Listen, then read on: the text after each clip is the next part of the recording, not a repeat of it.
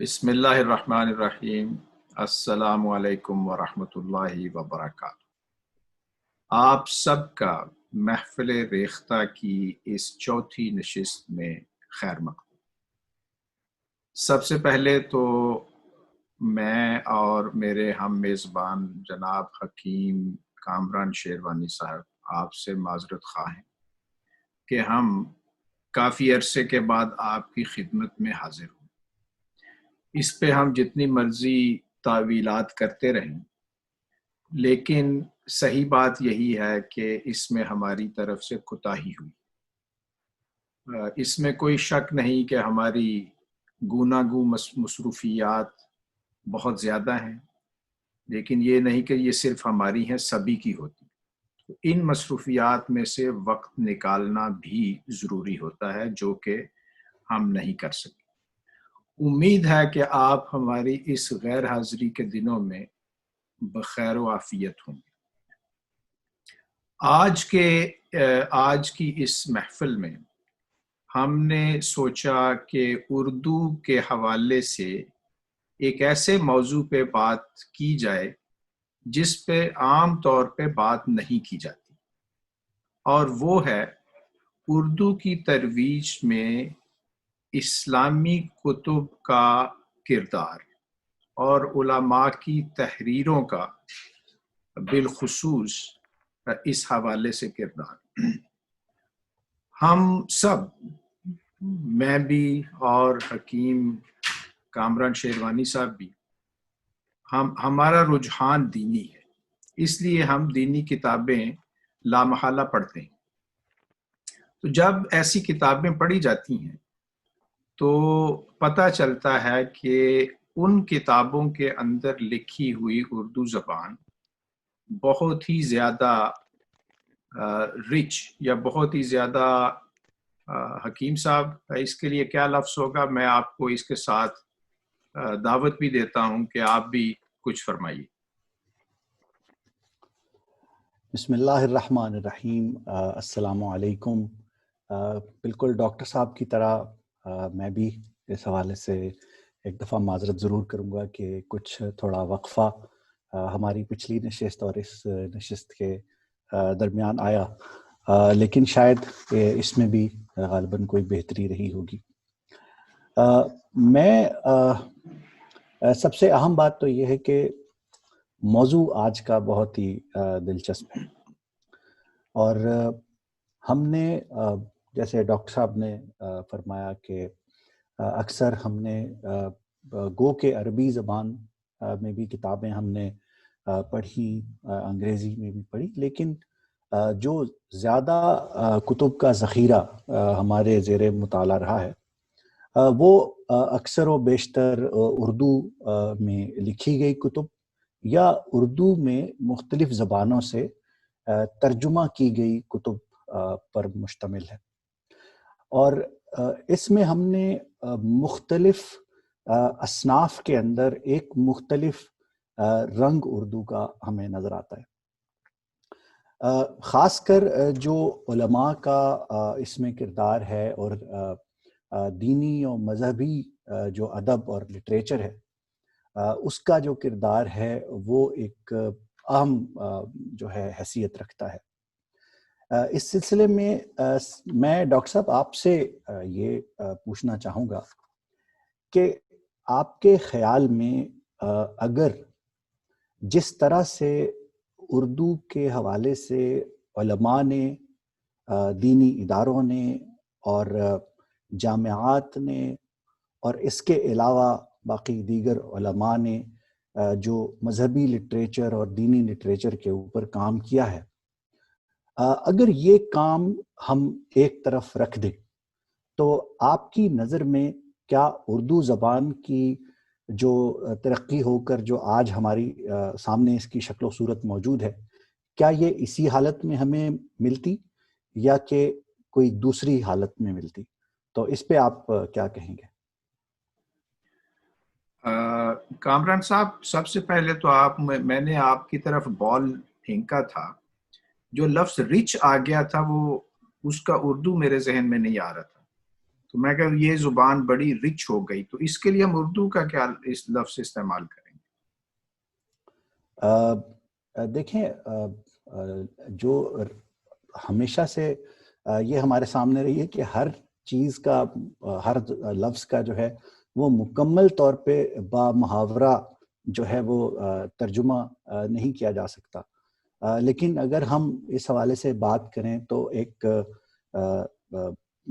گہرائی کے حوالے سے بات کر سکتے ہیں، اور ایک غنی جو ہے کا لفظ استعمال کیا جا سکتا ہے کہ یہ زبان جو ہے وہ بہت جو ہے غنا ہے اس کے اندر، اور بہت گہرائی ہے، لیکن اس پہ اور بھی کسی لفظ کو یوز کیا جا سکتا ہے، استعمال کیا جا میرے سکتا ذہن میں تو آ رہا تھا کہ بڑی امیر زبان ہو گئی ہے، تو یہ بھی کہہ سکتے ہیں۔ باقی رہی بات آپ کے سوال کی، ابھی کچھ دنوں سے میں نے کچھ آن لائن اردو کتابیں پڑھنا شروع کی، زیادہ تر یہ ہمارے علماء کی لکھی ہوئی کتابیں۔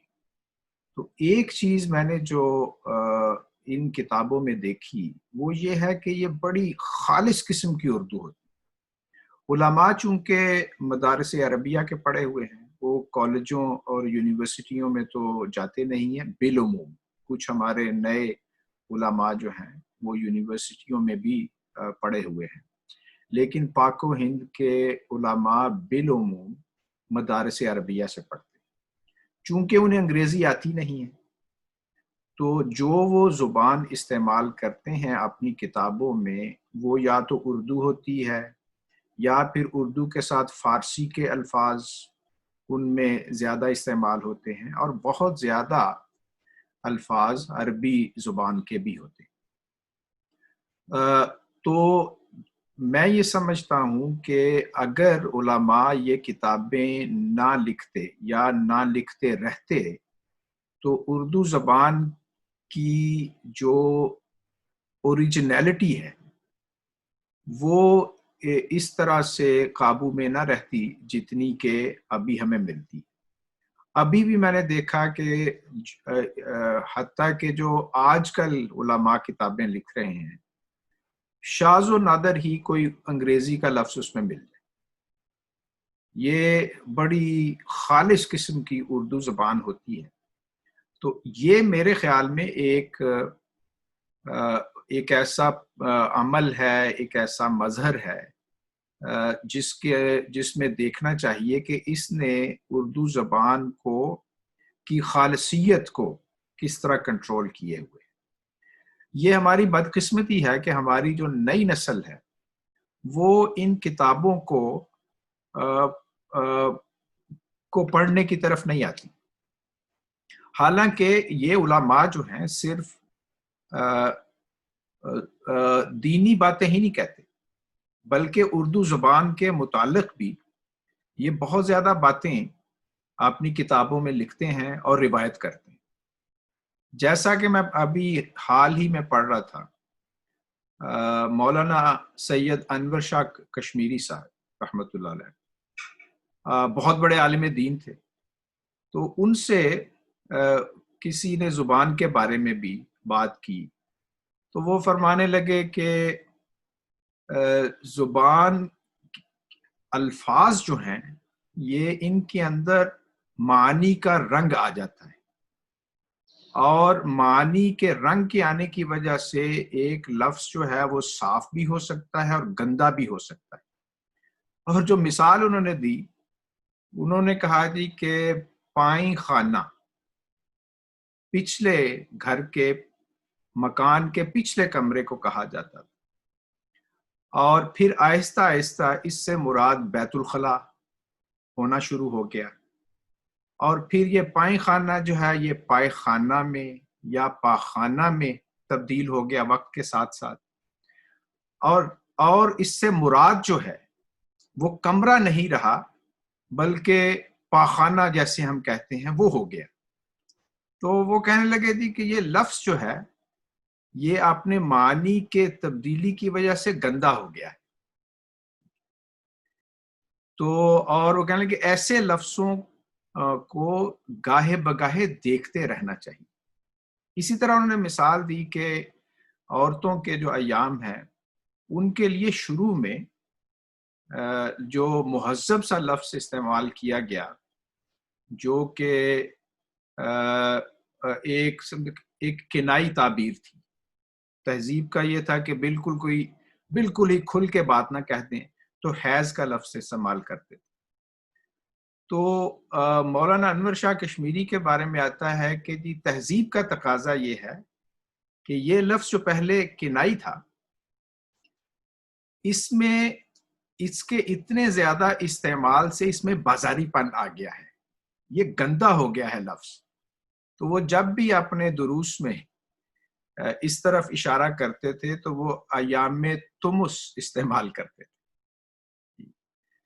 تو یہ علماء کی میں سمجھتا ہوں کہ بڑی دقیق بینی ہوتی ہے جس کو استعمال کرتے ہوئے وہ زبان کی صفائی ستھرائی کی توجہ دیتے ہیں. تو دیگر خدمات کے ساتھ ساتھ زبان کو پریزرو کرنا, اس کی اصلیت کو برقرار رکھنا, اور اس میں جو ایسی چیزیں آ جائیں جو تہذیب کے دائرے سے ہٹ کے ہوں ان کی کانٹ چھانٹ بھی علماء نے بہت زیادہ کی. تو یہ چند چیزیں میرے ذہن میں آ رہی تھیں آپ کے سوال کے جواب میں. مجھے پتا ہے کہ آپ کچھ اس کے بارے میں مزید کہنا چاہیں. بہت شکریہ. ایک تو آپ نے بہت خوبصورت اور بڑے اچھے انداز میں ہمیں بتایا کہ زبان کے اوپر جو ہے وہ مذہبی لٹریچر کا اور علماء کا خاص طور پہ, اور پھر یہ الفاظ کے حوالے سے جو ان کی آپ یہ کہیے کہ اوور ہالنگ جو ہے اس کو ایک نظر میں, وہ ایک بڑا ہی لطیف نکتہ جو آپ نے کہا. اب ایک چیز اور آپ کا میں اس پہ موقف جاننا چاہوں گا کہ جیسے آپ نے کہا کہ ایک مختلف رنگ نظر آتا ہے, خاص کر انگریزی زبان کے تو الفاظ تقریباً وہاں پہ نہ ہونے کے برابر پائے جاتے ہیں. اسی طریقے سے جو عربی زبان کا استعمال ہے وہ میں اپنی حد تک جو سمجھتا ہوں کہ میں نے بہت زیادہ دیکھا ہے بنسبت دیگر, یعنی کہ اگر آپ ناول کو لے لیں, افسانے کو لے لیں, یا عام جو شاعری ہے, میں دینی شاعری کی بات نہیں کر رہا, عام جو شاعری ہے اور دیگر جو اصناف ہیں, ان تمام کے مقابلے میں جو عربی زبان کے الفاظ ہیں اس کا جو استعمال ہے وہ آپ کو بہت زیادہ نظر آتا ہے. اب یہ تو ایک چیز طے ہے کہ اس میں عربی کے الفاظ زیادہ ہیں, اور اس کی کیا وجوہات رہی ہو تو میں آپ سے گزارش کروں گا ایک دفعہ اس پہ بتائیں. لیکن اس کے ساتھ ایک اور جو چیز ہمیں نظر آتی ہے وہ یہ ہے کہ جیسے باقی اصناف میں جو جتنی بھی یعنی کہ دینی لٹریچر کے علاوہ جو اصناف ہیں, ناول, افسانہ, باقی شاعری کے, ان تمام میں ایک وقت کے ساتھ ساتھ ترقی ہوتی گئی اور الفاظ کی میں تبدیلی آتی گئی. اور آپ کو اگر یاد ہو, ہم نے ایک دفعہ مشتاق یوسف صاحب کے حوالے سے جو الفاظ کی موت کا جو ایک ان کا ایک سوچ ہے اور وہ جو ہمیں سمجھاتے ہیں اپنی کتب میں, تو الفاظ کی اموات بھی جو ہے وہ واقع ہوئیں, اور بڑے بڑے الفاظ خوبصورت جو تھے وہ دم توڑ گئے اور ہم سے بچھڑ گئے, اور اب وہ موجود نہیں ہے سوائے لغت کی کے علاوہ. تو آپ کیا سمجھتے ہیں کہ جس طرح سے زبان نے باقی اصناف میں وقت کے ساتھ ساتھ سمجھ لیجئے پچھلے 100 سال کو لے لیجئے اس میں تبدیل ہوتی گئی ہے, کیا اسی حوالے سے اس قسم کے جو ہے تبدیلی کیا وہ مذہبی لٹریچر میں بھی آئی ہے؟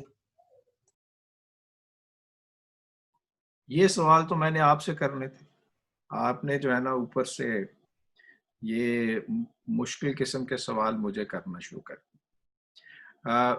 میں نے جو محدود حد تک اپنی یہ کچھ پڑھائی کی ہے کتابوں کی, تو اس میں دینی کتب میں ہمیں اس طرح کا جسے کہ ترویج نہیں ہے اردو زبان کے حوالے سے.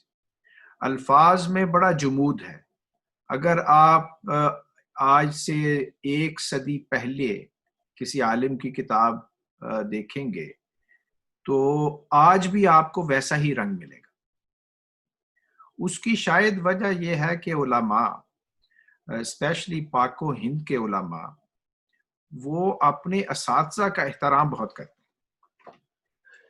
ان کی پیروی، ان کی تقلید، ان کا حتیٰ کہ اٹھنا بیٹھنا اس کی بھی وہ نقل کرتے ہیں. تو اگر پرانے علماء جو ہیں ہمارے اساتذہ، انہوں نے کسی طرح سے کوئی کتاب لکھی ہے تو اس تحریر کو بھی علماء جو ہیں وہ اس کی نقل کرنا جسے کہتے ہیں باعث عزت سمجھتے ہیں. تو ایک تو وجہ یہ ہے کہ اس میں جمود ہمیں نظر آتا ہے، لیکن اس جمود کے باوجود وہ جو پرانی اردو زبان کی خوبصورتی ہے وہ ساتھ ہمیں ملتی ہے. آپ شاید اس بارے میں کچھ مزید کہنا چاہیں. میں آپ سے مکمل طور پر اتفاق تو شاید نہیں کروں گا، لیکن کافی حد تک میں اس سے اتفاق رکھتا ہوں.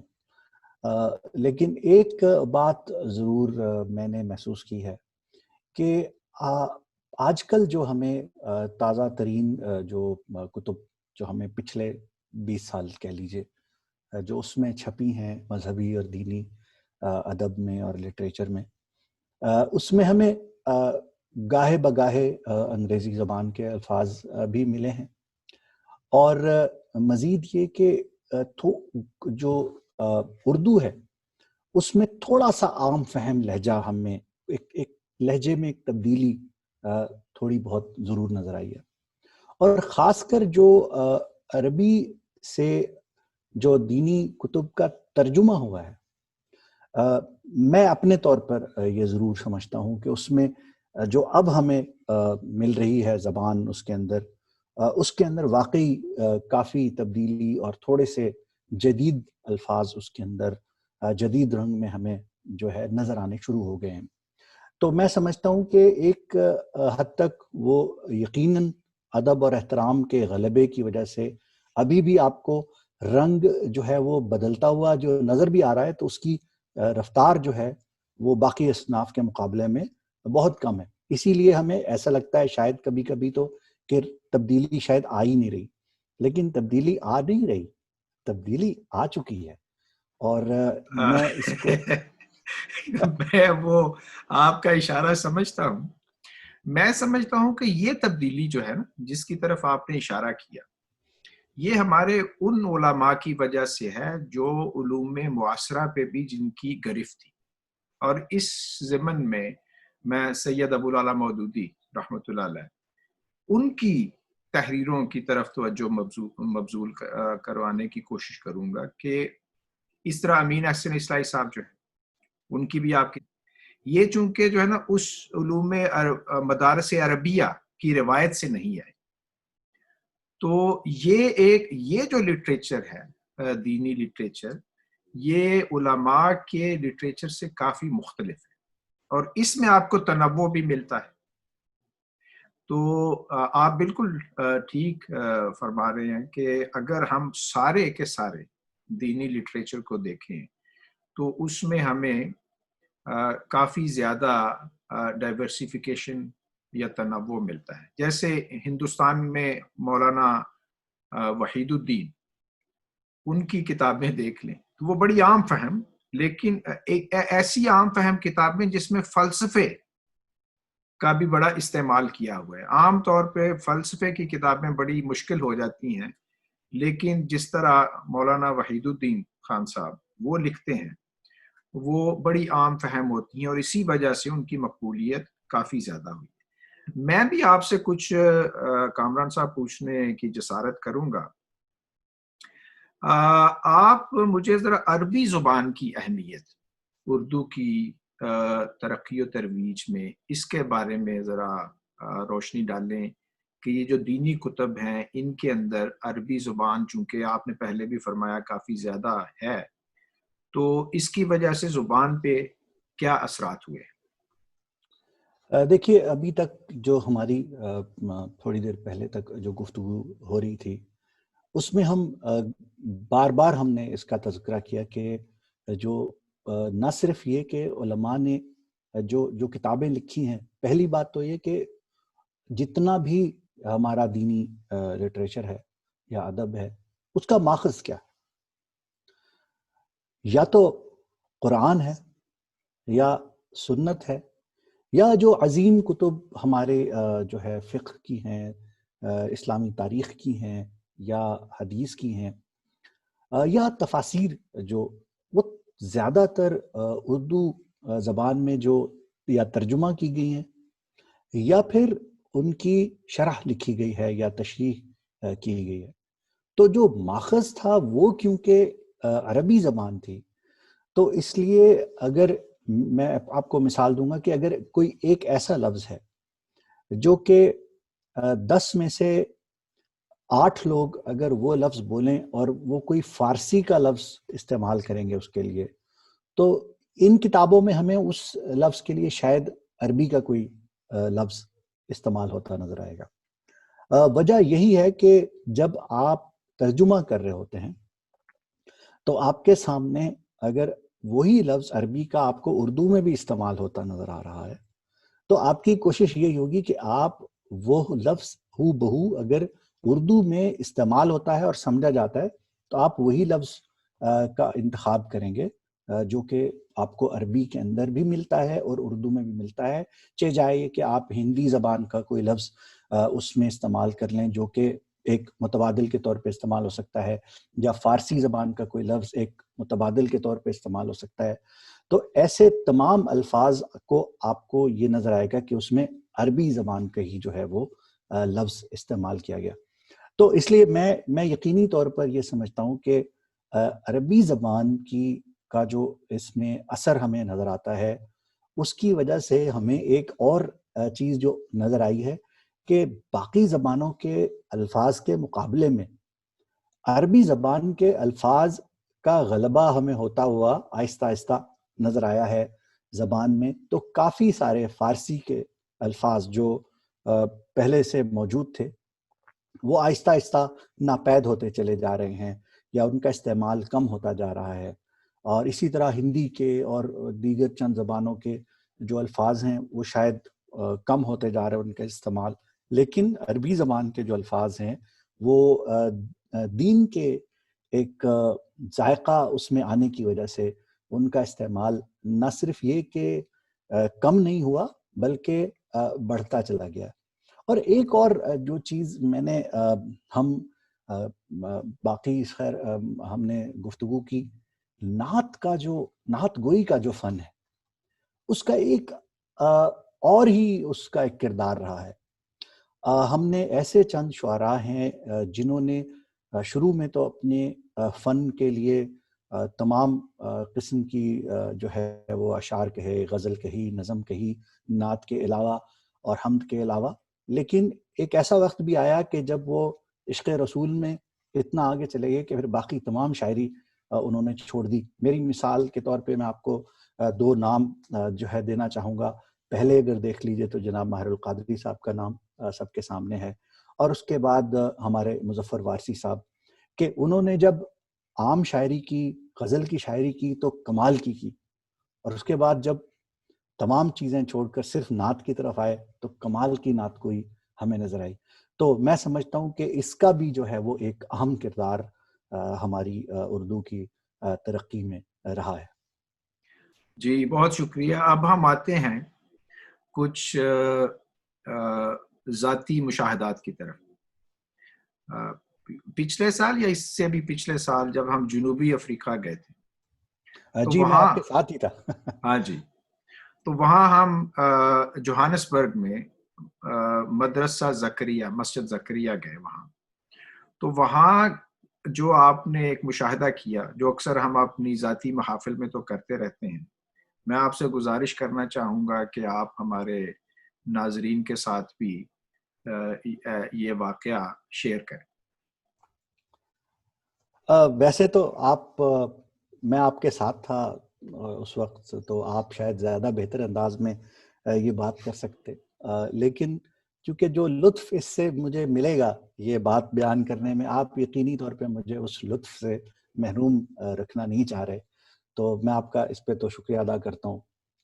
تو ایک بہت ہی دلچسپ یہ اصل میں واقعہ ہے کہ میں اور ڈاکٹر صاحب ہم جنوبی افریقہ گئے، اور بتانے میں کوئی عار نہیں ہے کہ اصل جو مقصد تھا وہ ہمارا چند دوستوں کا اکٹھا ہونا جو ہے تھا، اور ساتھ کرکٹ کے ہم کیونکہ شوقین ہیں تو کرکٹ کے کچھ جنوبی افریقہ کے ساتھ پاکستان کی ایک سیریز ہو رہی تھی، تو اس سلسلے میں ہم گئے اور وہاں پہ ہم نے میچز بھی دیکھے، اور اس کے علاوہ اور اس میں جناب ہمارے بہت اچھے دوست جناب شاہد ملک صاحب، ان کا بھی ذکر کرنا ضرور مناسب رہے گا کہ وہ بھی ہمارے ساتھ تھے، اور ان کی معیت میں ہم نے بہت اس ٹرپ کو، اس دورے کو ہم نے خوب اس سے لطف اٹھایا۔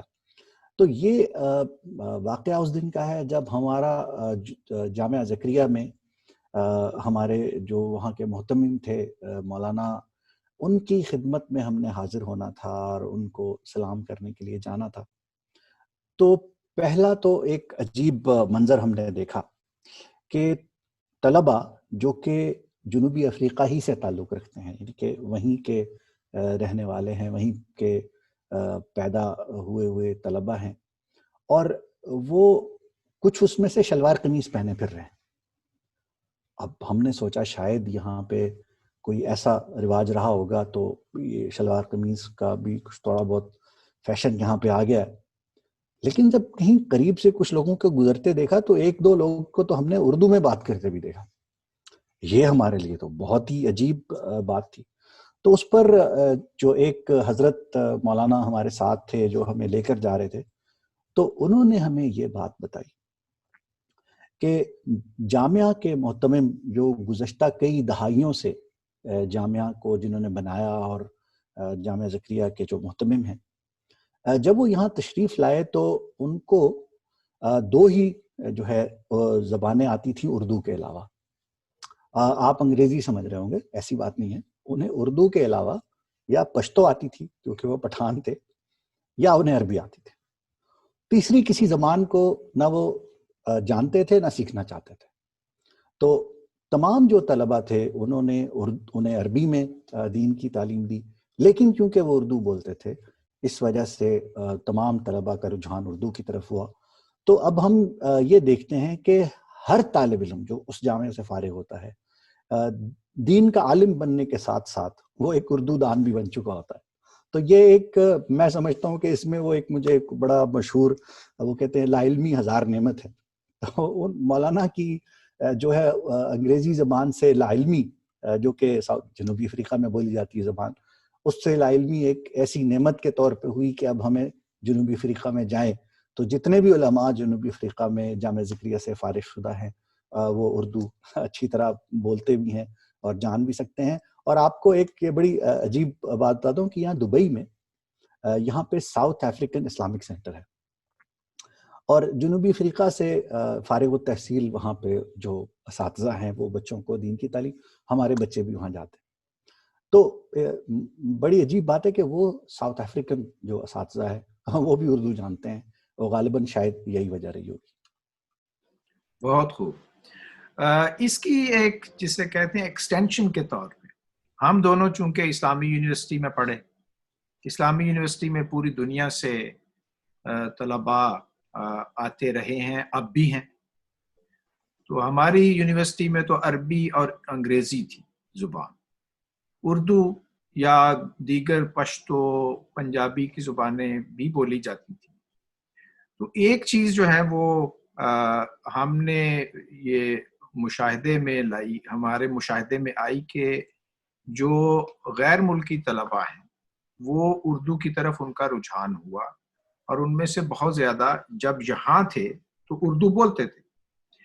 اب میں آپ کو بتاؤں کہ میں اکثر جیسے انڈونیشیا جاتا ہوں تو وہاں جو ہماری یونیورسٹی کے پڑھے ہوئے فارغ التحصیل طلباء ہیں وہ جب ان سے ملاقات ہوتی ہے تو وہ فوراً اردو میں بات کرتے ہیں, بھائی کیا حال ہے, ٹھیک ٹھاک. اور ان کی اردو یہاں تک محدود نہیں ہے, وہ آپ سے بالکل آسانی کے ساتھ اردو میں گفتگو کر سکتے ہیں اور کرتے ہیں. تو آپ نے بھی کوئی ایسا مشاہدہ کیا ہوگا جو آپ ہمارے ناظرین سے شیئر کرنا چاہیں گے؟ مشاہدات تو خیر بہت ہیں, اور ہم نے تقریباً تمام جو ممالک کے طلباء تھے جو اسلامی یونیورسٹی میں پڑھے ہمارے ساتھ, ہم نے انہیں جلد یا بدیر اردو سیکھتے ہوئے دیکھا. لیکن ایک عجیب واقعہ میں آپ سے جو ہے وہ شیئر کرتا ہوں. وہ واقعہ یہ ہے کہ ایک دفعہ یونیورسٹی میں ہم لوگ اکثر ٹیبل ٹینس کھیلا کرتے تھے. تو ایک شام جو ہے وہ ایک افریقی جو ہے بچہ وہ وہاں پہ جہاں پہ ہم کھیل رہے تھے وہ بھی وہاں پہ آ کے کھڑا ہو گیا اور دیکھنے لگا. اور ہمیں اندازہ ہوا کہ کئی طلباء کیونکہ جب دوسرے ممالک سے آتے ہیں تو وہ اپنی فیملی کو یا اپنے بچوں کو, بیویوں کو بھی ساتھ لے کر آتے ہیں. تو ہمارا اندازہ تھا کہ یا تو کسی استاد کا یہ بچہ ہے یا کسی طالب علم کا ہے. تو بچے کی عمر ہوگی کوئی 8-9 سال کے قریب جو ہے. تو ہم نے جب ٹیبل ٹینس کھیل رہے تھے تو وہ اکثر جو ہے بہت قریب ٹیبل کے آ کے تو ایک گیند سے کھیلنا شروع کر دیتا. تو اس سے ہمیں یہ خطرہ تھا کہ اسے چوٹ لگ جائے گی. اس کی وجہ سے کئی شاٹس وغیرہ بھی مس ہوئی. تو ایک لیول تک تو اسے سمجھاتے رہے, لیکن وہ جب اسے کہتے تھے تو وہ سمجھتا نہیں تھا. تو میں اس کے قریب گیا بچے کے اور اسے بڑے پیار سے انگریزی میں اسے سمجھانے کی کوشش کی کہ آپ دور جا کے کھیلیے. اور بچے نے تو جیسے بات انسنی کر دی. ہم نے پھر دوبارہ محسوس کیا تو میں پھر گیا. میں نے کہا شاید انگریزی نہیں آتی ہوگی تو عربی جانتا ہوگا. تو میں نے عربی میں سمجھایا. وہ عربی زبان بھی شاید اس کو سمجھ نہیں آتی تھی. اب مجھے غصہ آ گیا کہ مجھے اندازہ ہوا کہ یہ سمجھ رہا ہے لیکن مان نہیں رہا شرارت کے اندر. اب مجھے غصہ آ گیا. تو آپ بتائیں, ہم لوگ کبھی کبھی میں وہاں جا کے قریب گیا تو میں نے اسے پنجابی میں ذرا غصے سے کہا, تینوں سمجھ نہیں آتی. میں نے کہا کی نا ہے تیرا؟ بچے نے فوراً اپنا نام بتایا. میں کیا کتنے رہنا ہے؟ کہنا میں کراچی کمپنی. میں کہ کیڑی کلاس پڑھ دے؟ کہنا تیسری. میں یہ ایک روانی کے اندر یہ تمام باتیں ہوئی. اور جب مجھے اندازہ ہوا کہ میں کس بچے سے پنجابی میں بات کر رہا ہوں اور وہ فرفر اس کا جواب بھی دے رہا ہے, تو معلوم یہ ہوا کہ وہ بچہ ایسا بچہ تھا جن کے گھر میں سواحلی بولی جاتی تھی. اور یہاں پر آ کے کیونکہ وہ ایک کراچی کمپنی کے ایک ہمارے اسلام آباد میں ایک علاقہ تھا وہاں پہ, تو اس کے پاس کہیں ان کا گھر تھا اور وہیں پہ وہ ایک پاکستانی اسکول میں پڑھتا تھا جہاں پہ اکثر بچے پٹھواری یا پنجابی زبان بولا کرتے تھے. تو ان کے ساتھ رہ کر وہی بچہ وہ زبان بھی سیکھ گیا. تو مجھے وہ آج کے حوالے سے کہنا پڑے گا کہ یہ دین کا جو اور اسلامی یونیورسٹی کا جو اثر تھا وہ اردو کا تک نہیں بلکہ بات پنجابی تک پہنچ گئی ہے. اور آج کل جسے کہتے ہیں نا گل ود گئی ہے مختاریہ, وہ والا اب جو ہے نا بہت خوب. اب آپ جو ہے نا اس سے زیادہ گل نہ بتائیں کیونکہ ٹائم دیکھیں. ہم نے سوچا تھا ناظرین کہ ہم یہ جو ہماری محافل ریختہ ہیں اس کے دورانیے کو کم کر دیں گے. پچھلی ہماری 3 جو نشستیں ہوئیں وہ تقریباً 1 گھنٹے کی ہوتی, تو ہم نے سوچا تھا کوئی 20 منٹ 25 منٹ کر دیں. ابھی وقت کا ہمیں اندازہ نہیں ہوا. میرے خیال میں ہم نے آدھے گھنٹے سے زیادہ تو یہ پہلے ہی وقت لے لیا ہے. تو ایسا کرتے ہیں, باقی کچھ چیزیں اگلی نشست کے لیے رکھ چھوڑتے ہیں. آپ کی آراء کا ہمیں بڑا انتظار رہے گا. آپ ہمیں واٹس ایپ کے ذریعے, فیس بک کے ذریعے یا دیگر جو بھی سوشل میڈیا کے رابطے ہیں ان کے ذریعے ہمیں ضرور اپنی آراء سے مطلع کریں، اور اگلی نشست تک ہم آپ کی ان آراء کے منتظر رہیں گے۔ کامران صاحب، آپ کچھ آخر میں کچھ کہنا پسند فرمائیں؟ جناب صرف شکریہ کے علاوہ کچھ نہیں کہوں گا، چونکہ واقعی وقت کا مجھے بھی احساس ہو رہا ہے کہ چاہنے کے باوجود ہم کچھ گفتگو جس کو کہتے ہیں گل ود گئی، لیکن اس کے بعد انشاءاللہ آئندہ کوشش کریں گے کہ گل نہ ودے۔ بات یہ دیکھیں کہ یہ موضوع جو ہے اصل میں بہت زیادہ وسیع ہے، اس پہ تو آپ گھنٹوں باتیں کر سکتے ہیں، اور جب آپ باتیں کرنا شروع کرتے ہیں تو پھر آپ کو چپ کروانا یہ بھی ایک مسئلہ بن جاتا ہے۔ تو آپ کا جو علم ہے نا وہ باہر ایسے نکلتا ہے، امٹ کے آتا ہے۔ تو اپنی اگلی نشست تک اپنے آپ کو کنٹرول کرتے ہیں اور ناظرین سے اجازت مانگتے ہیں، اس دعا کے ساتھ کہ آپ خیر و عافیت سے رہیں، اور ہمارے اگلے پروگرام کو بھی دیکھیں، یہ ہماری خواہش بھی ہوگی۔ اور ہماری کیا ہوگی خواہش کے علاوہ کامران صاحب؟ جناب ہمیں اس کا انتظار رہے گا کہ کب ہم دوبارہ آپ سے ملاقات کرتے ہیں۔ تو خدا حافظ، السلام علیکم ورحمۃ